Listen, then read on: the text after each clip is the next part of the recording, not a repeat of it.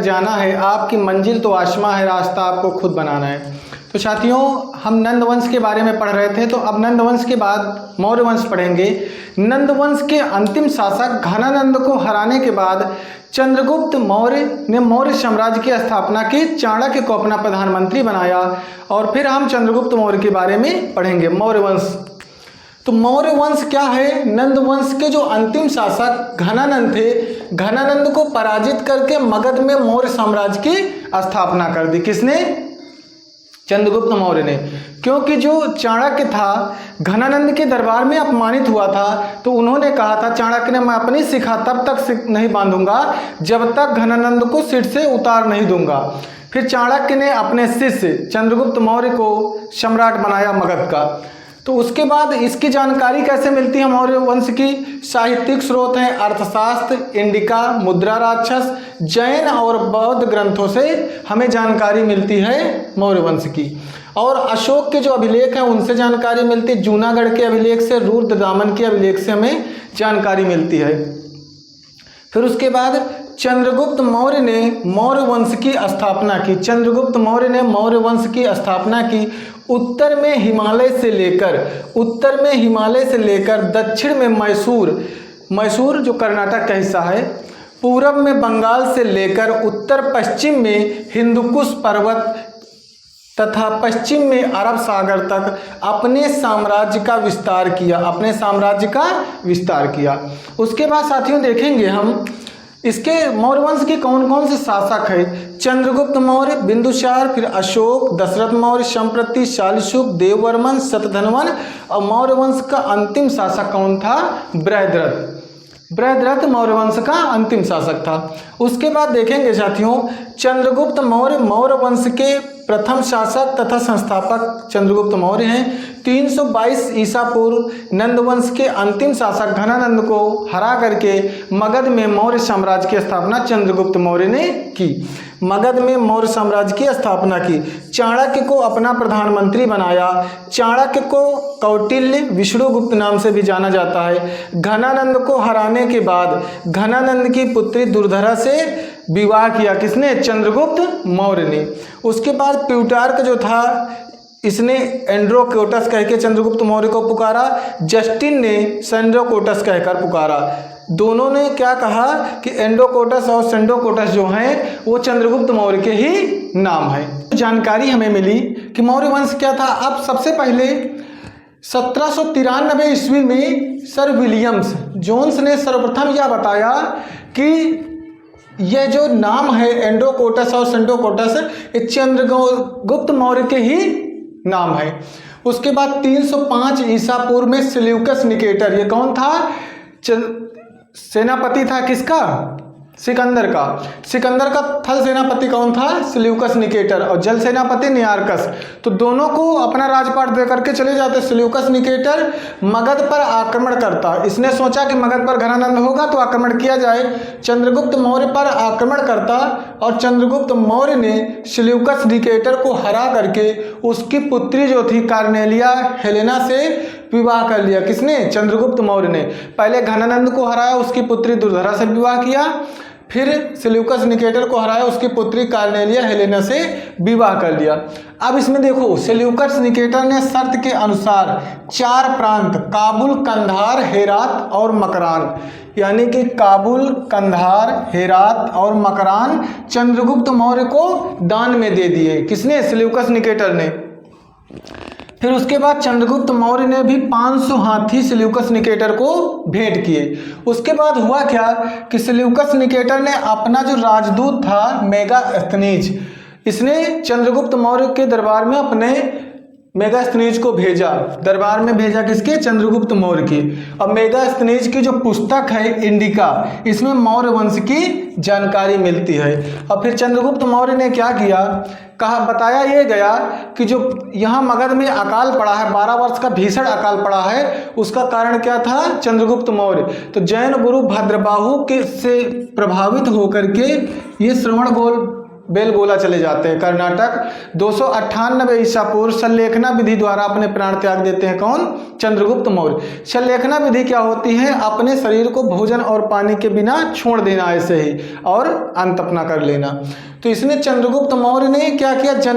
जैन धर्म अपना लिया, जैन धर्म अपना लिया और कर्नाटक के श्रवण बेलगोला में 298 ईसा पूर्व संलेखना विधि द्वारा अपने प्राण त्याग दिए। तो अब चंद्रगुप्त मौर्य के बाद उनके उत्तराधिकारी कौन बनेंगे? बिंदुसार बनेंगे। तो चंद्रगुप्त मौर्य के उत्तराधिकारी कौन बने? बिंदुसार। बिंदुसार की माता का जो नाम था क्या था? दुर्धरा, जो घनानंद की पुत्री थी, उसी से तो चंद्रगुप्त मौर्य ने विवाह किया था। तो चंद्रगुप्त मौर्य के उत्तराधिकारी कौन बने? बिंदुसार। बिंदुसार की माता का नाम था दुर्धरा।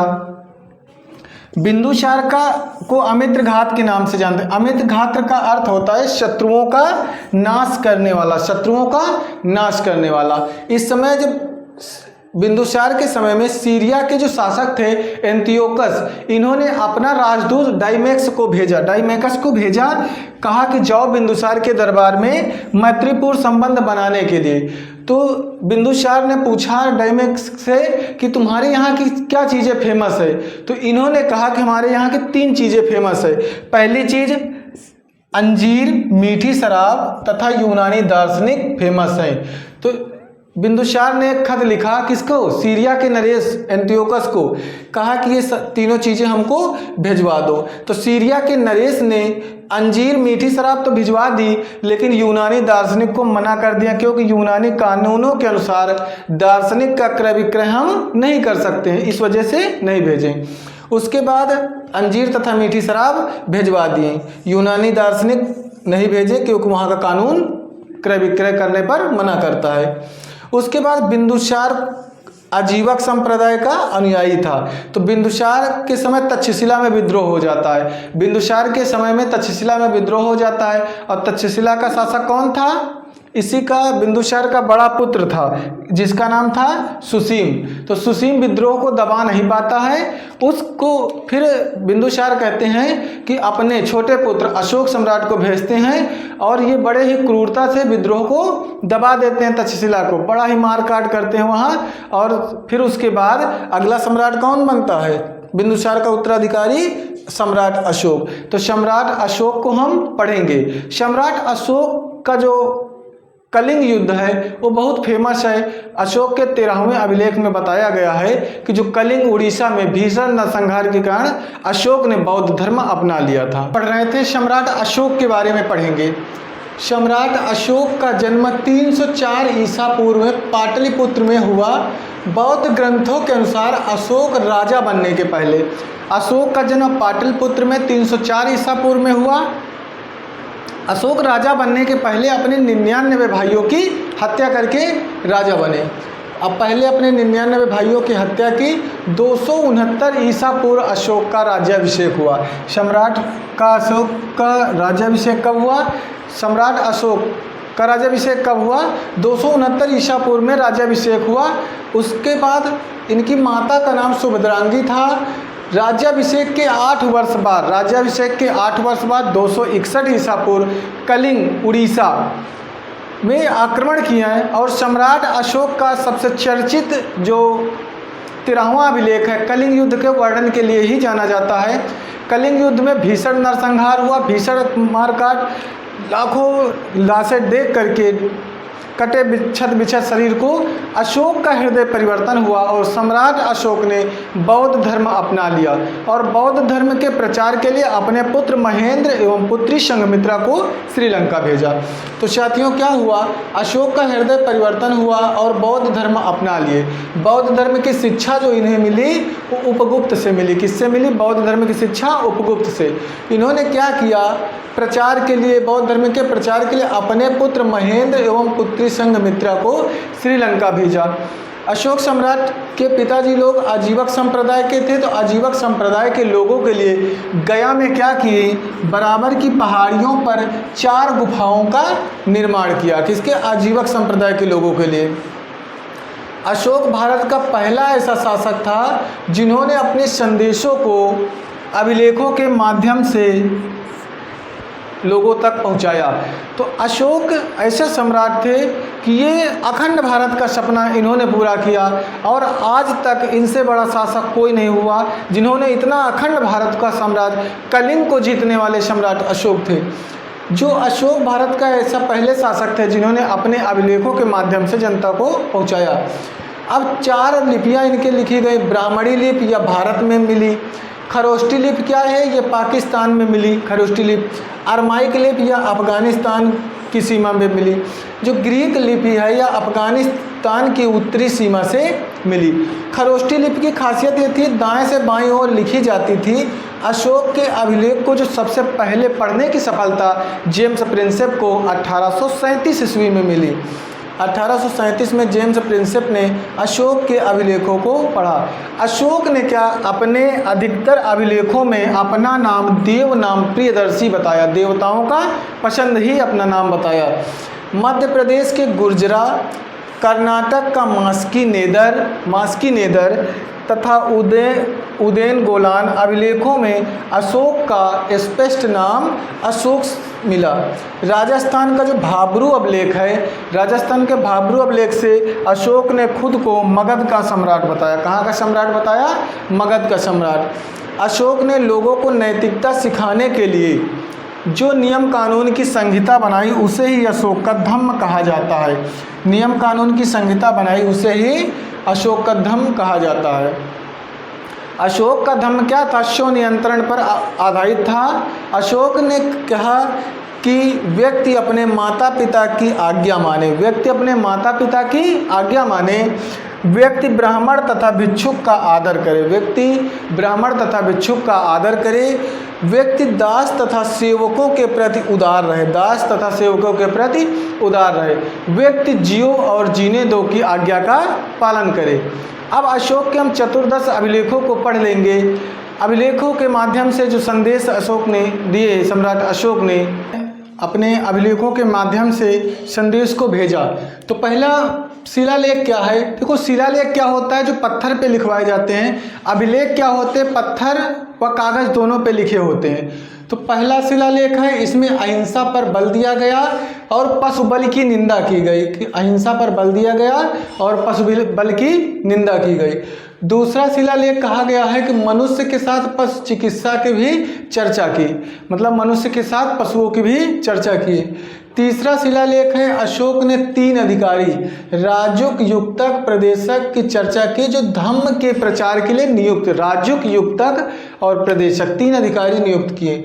चौथा शिलालेख कहता है कि इसमें भौरी घोष, युद्ध के स्थान पे धम्म घोष यानी बौद्ध नीति की चर्चा की। उसके बाद 5वां अभिलेख क्या कहता है? 5वां शिलालेख कहता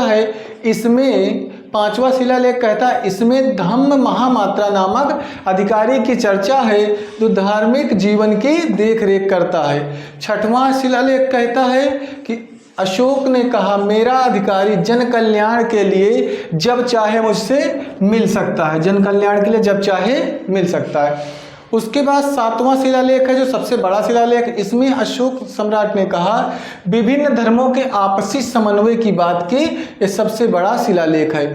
फिर 8वां शिलालेख क्या कहता है कि अशोक की धम्म यात्रा की चर्चा है जो राज्याभिषेक के 8वें वर्ष से शुरू होती है, 8वें वर्ष से शुरू होती है और 10वें वर्ष गया गए और 20वें वर्ष लुम्बिनी गए, 20वें वर्ष लुम्बिनी। उसके बाद 9वां अभिलेख क्या कहता है? 9वां और 8वें में धम्म यात्रा की चर्चा है। 9वां शिलालेख अभिलेख में क्या है? सच्ची भेंट व शिष्टाचारों का वर्णन है 9वें अभिलेख में। और 10वां शिलालेख कहता है, 10वां जो अभिलेख इनका है, राजा व अधिकारी हमेशा प्रजा के हित में सोचें। 10वां अभिलेख कहता है राजा व अधिकारी हमेशा प्रजा के हित में सोचें। और 11वां जो अभिलेख है ये कहता है धर्म की व्याख्या के बारे में कहता है, धर्म की व्याख्या के बारे में कहता है। 12वां अभिलेख जो है स्त्रियों की स्थिति को सुधार के लिए स्त्री महामात्रा नामक अधिकारी की चर्चा है। सबसे इम्पोर्टेंट है जो पूछा जाता है 13वां अभिलेख। 13वां अभिलेख में कलिंग युद्ध का वर्णन है जो 261 ईसा पूर्व अशोक सम्राट ने कलिंग को जीत करके भीषण नरसंहार में के कारण अशोक सम्राट का हृदय परिवर्तन हुआ और हृदय परिवर्तन होने के बाद उन्होंने बौद्ध धर्म अपना लिया। बौद्ध धर्म की शिक्षा उपगुप्त से ली एवं बौद्ध धर्म के प्रचार के लिए अपने पुत्र महेंद्र एवं पुत्री संघमित्रा को श्रीलंका भेजा सम्राट अशोक ने। 14वां अभिलेख है, सम्राट अशोक ने कहा जनता से धार्मिक जीवन व्यतीत करने के लिए प्रेरित किया, धार्मिक जीवन व्यतीत करने के लिए प्रेरित किया। अब उसके बाद मौर्य काल में लकड़ी के भवन हुआ करते थे जो वर्तमान में पटना से मिले। उसके बाद पत्थर के कुशल कारीगर भी होते थे, पत्थर के कुशल कारीगर भी थे वहाँ पे। सम्राट अशोक ने सांची का स्तूप बनवाया जो मध्य प्रदेश में सबसे बड़ा स्तूप है मध्य प्रदेश। उसके बाद सारनाथ में अशोक स्तंभ जो अहिंसा का सूचक है, राष्ट्रीय चिन्ह के रूप में, प्रतीक के रूप में जाना जाता है अशोक स्तंभ, जो कि सारनाथ में है। 4 शेरों को एक ही जगह रखवा करके पत्थर के शेरों को बनवाया गया है। अभिलेखों की जो अशोक के अभिलेखों की खोज की टी पैंथलर ने 1750 ईस्वी में खोज की। उसके बाद सबसे छोटा जो अभिलेख है रुम्मीदेई का अभिलेख है जो वर्तमान में नेपाल से मिला।